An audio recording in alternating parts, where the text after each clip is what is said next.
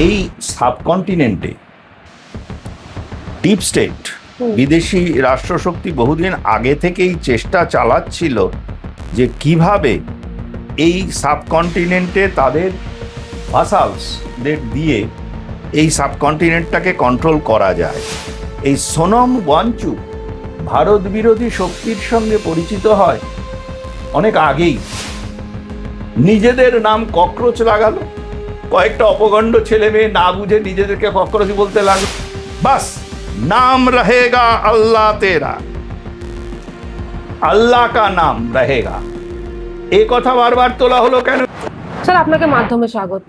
নমস্কার স্যার, 20শে জুলাই সংসদ ভবন অভিযানের নাম করে যেভাবে আমরা দেখতে পেলাম রাজধানী উত্তাল হলো, কি বলবেন? সেক্ষেত্রে আমরা জানতে পারছি যে এই অভিযান, যে সংসদ ভবন অভিযান, তার তো কোনো অনুমতি তারা পাননি।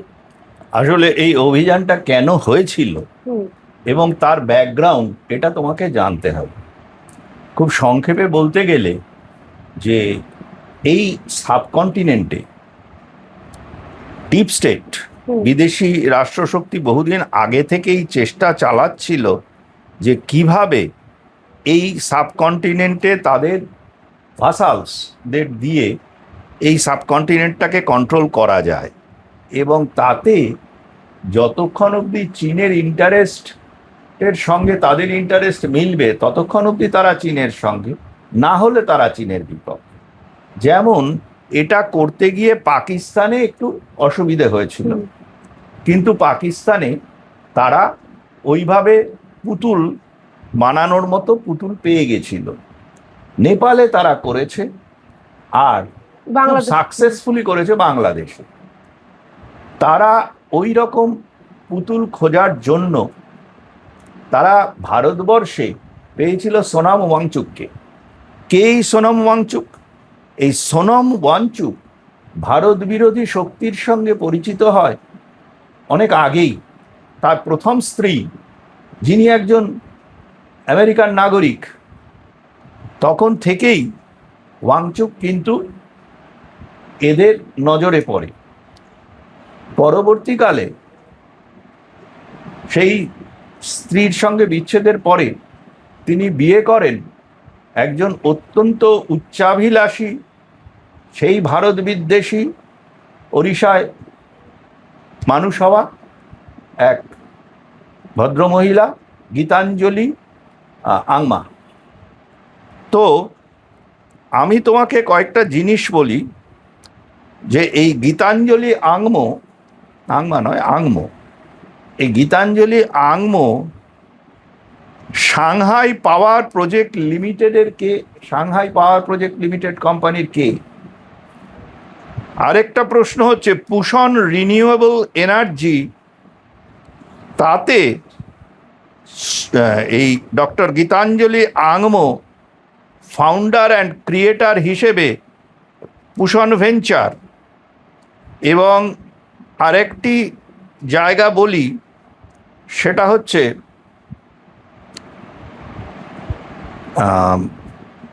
তোমার লাদাখ, এই হিমালয়ান ইনস্টিটিউট অফ অল্টারনেটিভস লাদাখের, সেইখানে তার স্টেক কি, এগুলো কিন্তু গীতাঞ্জলি আংমোর সিভি থেকেই পাওয়া যাবে, যেটা অ্যাভেলেবল সিভি। এবং এই লোকটি তোমার এক সময়, এই সোনম ওয়াংচুক, সে ছিল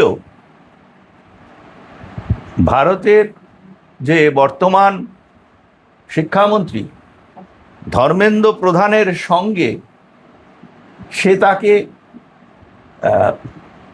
মানে তার যে আমাদের যে নিউ এডুকেশন পলিসি যখন দেওয়া হলো 2023 সালের আগে, তিনি কিন্তু সেখানে তার সঙ্গে দেখা করেছিলেন এবং ধন্যবাদও জানিয়েছিলেন। পরবর্তীকালে তো ব্যাপারটা অন্যরকম হয়ে গেল। এই যে কোম্পানিগুলোর কথা বলছি, এদের টাকার সোর্সটা কোথায়? এবং ফরেন যে ইনভেস্টমেন্ট বা ফরেন ডোনেশনের যে রেগুলেশনটা আনা হলো সরকারের, তাতে এই সোনম ওয়াংচুক খুব খেপে গেল এবং তার ফ্যামিলি। বুঝতেই পারছো কেন? এই টাকার সোর্সটা যখন রেগুলেটেড হলো, তখন তার এই রাগটাকে ওরা এক্সপ্লয়েট করলো। কিন্তু ভারতবর্ষ যে একটা বড় দেশ, সেখানে যে বাংলাদেশের মতো একজন তাদের নিজের লোক, মোহাম্মদ ইউনিসের মতো একজন দুর্নীতিগ্রস্ত লোক এদের কি দরকার, তাকে দিয়ে দেবে এবং ধর্ম আর গণতন্ত্রের নামে সব জ্বালিয়ে পুড়িয়ে দিয়ে ক্ষমতা দখল করবে। এটা ভারতবর্ষে করার ব্যাপারে ওদের যে সংশয়টা ছিল, সেই জন্য ওরা বস্টন থেকে ওই অভিজিৎ দ্বীপকে বলে, কে জানে এইসব দ্বীপকে কবে জ্বলেছে কবে নিভেছে জানি না, তো একে আমদানি করলো। এবং তাদের যেসব পেইড এজেন্টরা আছে বিভিন্ন সংবাদ মাধ্যমে, চ্যানেলগুলোতে এবং সাংবাদিকগুলো, তারা অলরেডি এদের নিয়ে খুব লাফালাফি প্রচার শুরু করলো। সোনম ওয়াংচুক কি দিয়ে ভাত খায়, ওই গীতাঞ্জলি আংমো কি ড্রেস পছন্দ করেন, সেটাও কিন্তু এরা, আমাদের পশ্চিমবঙ্গের সাংবাদিকও আছে, তারা বলে, তারা আবার সেরা সব বাঙালি ভারতীয় সেরা পৃথিবীর কোনো মানব এইসব পুরস্কার নিজেদের মধ্যে দেয়। তো সে যাকে, সেটা দ্বিতীয় প্রশ্ন। কথা হচ্ছে যে এইভাবে প্রোপাগান্ডা করে এদের পাবলিসিটি দেওয়া হলো, বেসটা তৈরি করে দেওয়া হলো। তারপরে অনশনের ব্যাপারটা সবাই জানে, এবং অনশনে এমন একটা স্টেজে পৌঁছলো যে এই সোনম ওয়াংচুক আর অনশন দীর্ঘায়িত হলে কিন্তু পড়ে যেত। সেই জন্য নিজের প্রাণ বাঁচানোর জন্য ও তখন একটা কোনো রিড্রেসাল মেজার খুঁজছে। সেই রিড্রেসাল মেজার হিসেবে যখন মানে তাকে হাসপাতালে নিয়ে যাওয়ার কথা সে রাজি হয়ে গেল, তখন তার ওই স্ত্রী, বর্তমান স্ত্রী, সে বাধা দিল। আর এই সব আরসুলা কোম্পানি, ওই যেটা অভিজিৎ দ্বীপকের ওপরে মানে নামে তৈরি হলো, বড় আরসুলা, তো এদেরকে একটা গণতান্ত্রিক দলের রূপ দেওয়া হলো। এরা কিন্তু আপত্তি করলো, কারণ সোনম ওয়াংচুকের বডির ওপর দিয়ে তাদের রাজনীতিটা পরবর্তী স্তরে তো চলতে পারতো, উঠতে পারতো ভারত সরকারের বিরুদ্ধে। কিন্তু এরা তো কেউ জীবনের বিনিময়ে রাজনীতি করতে আসেনি, ভোগের জন্য এসছে। সুতরাং ওয়াংচুক সেই সাকসেসফুল হলো, তার যেহেতু কানেকশনসগুলো আছে, তাকে তুলে নিয়ে যাওয়া হলো, হাসপাতালে চিকিৎসা করা হলো, এবং ওয়াংচুক তার ভোল পাল্টে ফেললো। তখন বলল যে না না, রেজিগনেশন নয়, সংসদে একটা আলোচনা করতে হবে, এবং ভবিষ্যতে নিটের, যার জন্য আন্দোলন হচ্ছে, নিটের পরীক্ষাতে যাতে সুষ্ঠুভাবে এবং খুব ট্রান্সপারেন্ট ওয়েতে পরীক্ষা হয়, সেজন্য স্টেপ নিতে হবে। এবং এই আলোচনাটা করতে হবে নিটের ছাত্রছাত্রীদের সঙ্গে। সে জাগে এটা খুব একটা মানে টেনাবল ব্যাপারও নয়, আবার খুব একটা অফেন্সিভ ব্যাপারও নয়। এখন ককরোচ পার্টি দেখলো এতে মহা মুশকিল, ওই ডিপ স্টেটের তৈরি করে দেওয়া এবং এখানে প্রোপাগান্ডা করে দেওয়া। ইতিমধ্যে ককরোচ দলে কারা ভিড়ল, ভারত বিরোধী যেসব বামপন্থী শক্তি তারা ভিড়ল, নিজেদের নাম ককরোচ লাগালো, কয়েকটা অপগণ্ড ছেলে মেয়ে না বুঝে নিজেদেরকে ককরোচ বলতে লাগলো। আর একটা গণতান্ত্রিকতা, আমাদের বাঙালিদের যেমন একটা রোমান্টিসিজম আছে, ধর্মনিরপেক্ষতা, সেটা খায় না মাখে। যেই মেয়েটি মানে র্যাডিক্যাল ইসলামিস্ট দ্বারা বারবার ধর্ষিত হলো, তখন তার মাথায় ঢুকলো হ্যাঁ এটার নাম হচ্ছে ধর্মনিরপেক্ষতা। কিন্তু তখন তার হাত থেকে বেরিয়ে গেছে। কেউ, কারোর খণ্ড খণ্ড বডি ফ্রিজে পাওয়া যায়, কারোর রাস্তায় পড়ে থাকে, এরকম বিভিন্ন ঘটনা। তো এরা ভিড়লো, আর ওই বামপন্থীরা ভিড়লো। কিন্তু নিটের তখন কি অবস্থা, নিটের পরীক্ষা বাতিলের পর নতুনভাবে নিটের পরীক্ষা নির্বিঘ্নে সমাপ্ত হলো, তার রেজাল্ট বেরিয়ে গেল, তার ভর্তির প্রসেস শুরু হলো, তখন নিট আন্দোলন শুরু হলো। কি অদ্ভুত। এরপরে দ্বিতীয় যেটা এলো, যে এ তো হাত থেকে বেরিয়ে গেল, ও যখন মানে হাসপাতালে সরকারি তত্ত্বাবধানে থাকছে, তখন বলছে ঠিক আছে আমি মানে অনশন চালিয়ে যাচ্ছি। সেটা হয়তো মমতা ব্যানার্জির 26 দিনের অনশনের মতো হতে পারে, আমরা জানি না, সেটা হাসপাতালে সরকারি পুলিশের তত্ত্বাবধানে হচ্ছে।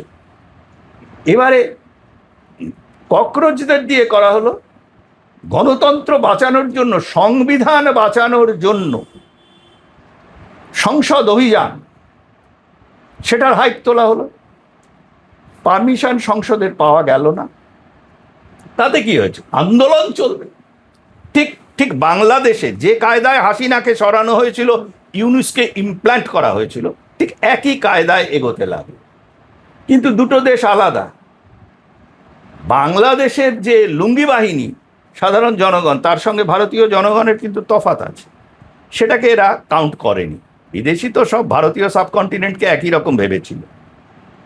আর এইসব দ্বীপকে, চিপকে, রূপকে, এদেরও কোনো নেই, তোমার কিছু বুদ্ধিশুদ্ধি নেই, রাজনৈতিক কোনো দক্ষতা নেই। আর বামপন্থীদের কোনোদিনই ছিল না, তাদেরকে ওই র্যাডিক্যাল ইসলামিস্ট বাবারা যা বলে ওরা তাই করে। তারা তো বলছে এই জায়গাতে এসে যেটা হলো সেটা হচ্ছে তাদেরকে সংসদের ধারে কাছে ঘেঁষতে দেওয়া হলো না, কাঁদানে গ্যাস ছোড়া হলো, জল কামান এইসব দিয়ে তাদেরকে ছত্রভঙ্গ করে দেওয়া হলো। একটা বলতো সোনম ওয়াংচুক যে চেয়েছিল যে ছাত্রছাত্রীরা মিট করতে যাবে, নিটের ছাত্রছাত্রীরা, যারা ককরোচ পার্টি গেল, সেখানে নিটের ছাত্রছাত্রী কোথায়? আমরা দেখতে পাই কেউ নেই। এবং এই ককরোচ পার্টিকে বিভিন্ন জায়গা থেকে যেভাবে মদত দেওয়া হয়েছে, আমি 3টে মহানগরের কথা বলছি, মুম্বাই, দিল্লি, ব্যাঙ্গালোর, এই 3টে জায়গা থেকে। থ্যাঙ্কস গড যে কলকাতায় তো আসলে যারা মদত দেবে তাদের মেরুদণ্ড এখন ভেঙে গেছে রাজনৈতিকভাবে, সেটা হয়নি।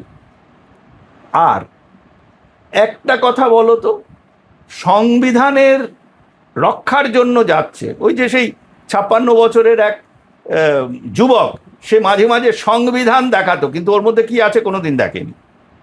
সংবিধানের কোন প্রভিশন আছে যে এই কারণের জন্য সংসদে একে তোমার কি বলে, এই যে শিক্ষামন্ত্রী, তাকে পদত্যাগ করতে হবে? শিক্ষামন্ত্রী পদত্যাগ করলে পরীক্ষা সঠিকভাবে হবে? সঠিকভাবে তো পরীক্ষা হয়েছে। দ্বিতীয় হচ্ছে, এই আন্দোলনের সময় নারা লাগানো হয়েছিল বাস, যে নারা লাগানো হয়েছিল, আমি নারাটা বলছি, যে বাস নাম রহেগা আল্লাহ তেরা, আল্লাহ কা নাম রহেগা। এই কথা বারবার তোলা হলো কেন? এর উদ্দেশ্য কি? 1 নম্বর। দ্বিতীয় হচ্ছে, ককরোচ পার্টি ডিম্যান্ড করলো অভিজিৎ দীপকে যে they want to abolish parliament building. ঠিক বাংলাদেশের সঙ্গে একই সঙ্গে মোহাম্মদ ইউনূসকে বসানোর সময় কায়দাটা দেখো। কারণ মাননীয় নরেন্দ্র মোদীর নেতৃত্বে দেশ যেভাবে এগোচ্ছে, মাননীয় আমাদের স্বরাষ্ট্রমন্ত্রী অমিতজি যেভাবে ফরেন যে মানি ভারতবর্ষকে ডিস্টেবিলাইজ করার জন্য, ভারতের ইন্টিগ্রিটিকে ভাঙার জন্য দেওয়া হচ্ছিল, সেটাকে রেগুলেট করছেন, যেভাবে যোগীজি সারা ভারতবর্ষে আমাদের যে কনসেপ্ট অফ হিন্দুত্ব, মানে যেটা ভারতীয়ত্ব, সেটাকে জাগিয়ে তুলেছেন, এটাতে এই লোকগুলোর, যারা এই সব আরসুলা পার্টি, তাদের সমূহ বিপদ। তাদের তো ভিটে মাটি চাটি সব চলে যাবে, আর এদের তো 500 টাকা 1000 টাকা রোজগার করার মতো যোগ্যতা নেই। জানি আমি অনেক নেতাকে, যারাই সামনে আসছে তারা কিন্তু এই 10 বছর ধরে দেখছি তারাই কিন্তু এই সামনে আসছে। হ্যাঁ, তার কারণ হচ্ছে, তোমাকে বললাম তো, যে র্যাডিক্যাল ইসলামিস্ট এবং বামপন্থী, যারা এই র্যাডিক্যাল ইসলামিস্টদের 5th কলাম হিসেবে ভারতবর্ষের স্বাধীনতা আন্দোলনের শুরু থেকে আজ পর্যন্ত কাজ করে গেছে। আমি কত এক্সাম্পল দেব। একটা কথা দেখো, যে এই বামপন্থীরা এখন ধোঁয়া তুলেছে, এবং তাদের যেসব অর্ধশিক্ষিত পেইড এজেন্ট রিপোর্টাররা আছে, তারা মানুষকে জানাচ্ছে যে এই আন্দোলনের জন্য টিয়ার গ্যাস চালানো, এইভাবে তাদের ওপরে লাঠিচার্জ করা, এটা কি ঠিক? আমি বলতে চাই, পশ্চিমবঙ্গ তথা ভারতবর্ষে যেখানে যেখানে বামপন্থীরা ক্ষমতায় ছিল, ত্রিপুরাতে তারা গুলি চালিয়ে মানুষ মেরেছে। পশ্চিমবঙ্গে এই যে 21শে জুলাই, আজকে তুমি ইন্টারভিউ নিচ্ছ, এই 21শে জুলাই কমিউনিস্টরা কি করেছিল, কতজন শহীদকে গুলি করে মেরেছিল, তার জন্য কোনোদিন তারা দুঃখ প্রকাশ করেনি। তারা একের পর এক গণহত্যা চালিয়ে গেছে, তারা কোনো আন্দোলনকে দানা বাঁধতে দেয়নি কোথাও। আজকে তারা গণতান্ত্রিকতার দোহাই দিয়ে একটা অরাজক আন্দোলন করছে, যার উদ্দেশ্য বলছে যে আল্লাহ তেরা নাম রহিম রহেগা। और বলছে কি যে আমরা মানে আমরা গণতন্ত্রের যে পীঠস্থান ভারতবর্ষের পার্লামেন্টকে জ্বালিয়ে দেবো। তাহলে এরপরে ওদেরকে কে সহ্য করবে? অথচ দেখো একটা খুব ছোট ঘটনা, যে খেলার মাঠে একটা মানে পোস্টার দেখিয়েছিল ফকল্যান্ডের ব্যাপারে, আর্জেন্টিনা প্লেয়াররা মেসি সহ, এবং গ্রেট ব্রিটেন বলে দিয়েছে যে আমরা ভবিষ্যতে কনসিডার করছি ওদের ভিসা ক্যান্সেল করে দেবো, ওদেরকে কখনো ব্রিটেনে ঢুকতে দেবো না। মার্সিলেসলি এই লোকগুলোর এগেনস্টে ভারতের যে সেডিশন আইন প্রয়োগ করা উচিত। কারণ একটা এক্সাম্পল, এই দ্বীপকে এখানে বসে কি করছে, সোনাম ওয়াংচুক এবং তার স্ত্রীর সমস্ত অ্যাসেট হোক, অডিট হোক, এবং যে জায়গা থেকে এই আরসুলা পার্টির ওপরে যা হয়েছে, এবং যে সাংবাদিকরা এগুলোকে এই প্রপাগান্ডাগুলো প্রপাগেট করেছেন, তাদেরকে যথেষ্ট এনকোয়ারি ফেস করা হোক। পশ্চিমবঙ্গে একটা ভালো জিনিস হয়েছে যে এনআইএর মতো স্টেটের একটা ইনভেস্টিগেশন এজেন্সি তৈরি করা হয়েছে। এ ধরনের এগুলো তো সিডেশনের দিকে যাচ্ছে, এবং ভারতবর্ষের গণতন্ত্রকে ধ্বংস করার প্রচেষ্টা, সরাসরি ভারত সরকার তথা ভারতীয় গণতন্ত্রের উপরে আঘাত। এই আরসুলা, আমি তোমাদের মাধ্যমে বলে দিচ্ছি যে যেসব মানে নাদান মানে অল্প বয়সী ছেলেমেয়েরা আমি আরসুলা বলে লিখছে, তাদের বিপদটা কিন্তু সামনে অনেক বেশি আছে, না বুঝে লিখছে। এগুলো কিন্তু বিদেশি রাষ্ট্রশক্তি দ্বারা পরিচালিত ভারতকে খণ্ড খণ্ড করার, ভারতের গণতান্ত্রিক পরিবেশ ধ্বংস করার সরাসরি প্রচেষ্টা, এবং তার এজেন্ট হিসেবে কয়েকজন কাজ করছে। কোনো কিছু হলে তার তো একটা গণতান্ত্রিক উপায় তার সলিউশন হয়, সেক্ষেত্রে এরকম আন্দোলন অনশন করে কি হবে? আচ্ছা, তোমাকে একটা কথা বলি, অপারেশন সিঁদুর কেন হয়েছিল? গণতান্ত্রিক আন্দোলন হয়নি। কারণ যে এই পহেলগাঁওয়ে যে ধর্ম বেচে হত্যা হয়েছিল, তার রিটালিয়েশন যেভাবে হয়েছিল সেটা কি করতে হয়। আজকে তোমাকে কি গণতান্ত্রিক উপায়ে এই ধরনের আন্দোলনকে আটকানো যাবে? হাসিনা তো চেষ্টা করেছিল গণতান্ত্রিক উপায়ে মোহাম্মদ ইউনিসকে আটকাতে। তারপরে বাংলাদেশে যেভাবে বেছে বেছে দীপু দাস সহ বিভিন্ন হিন্দু হত্যা হয়েছিল, তার দায় কি এই ডিপ স্টেট নেবে, যাদের এজেন্ট হিসেবে বসেছিল মোহাম্মদ ইউনিস? আজকে তো প্রমাণিত যে বাংলাদেশে যে সরকার এলো, ইলেকটেড সরকার, সেটা আর যাই হোক ডিপ স্টেটের সরকার নয়। তার মানে তারা কি জনগণের ইচ্ছার বিরুদ্ধে যাচ্ছে। ককরোচ পার্টির একটা কাজ, একটা ককরোচের কোনো রকম অ্যাক্ট ভারতের গণতন্ত্রের যে মেজরিটি জনসাধারণ দ্বারা স্বীকৃত এমন কিছু আছে? কিচ্ছু নেই। সবচেয়ে বড় কথা হচ্ছে তাদের যে নেতা সোনাম ওয়াংচুক, সে বলল যে নিটের ছাত্রছাত্রীদের সঙ্গে বসতে হবে। আর নিটের ছাত্রছাত্রী ওখানে কে কে ছিল আইডেন্টিফাই করা হোক। এই অভিজিৎ দীপকে কি নিটের ছাত্রছাত্রী? এবং সে বলছে কি যে আমাদের মকসাদ হচ্ছে যে ভারতের পার্লামেন্ট পুড়িয়ে দেওয়া, জ্বালিয়ে দেওয়া। সেখানে গিয়ে একজন নাড়া দিচ্ছে, এক অধ্যাপিকা, যে মার্ক্সবাদী, হ্যাঁ, যে আল্লাহ তেরা নাম রহিম রহেগা। What is this? এটা আন্দোলন নাকি বিচ্ছেদের জন্য একটা মানে কি বলবো, একটা গোলমাল পাকানো এবং তার ফায়দা নেওয়া? ওরা চেষ্টা করেছিল।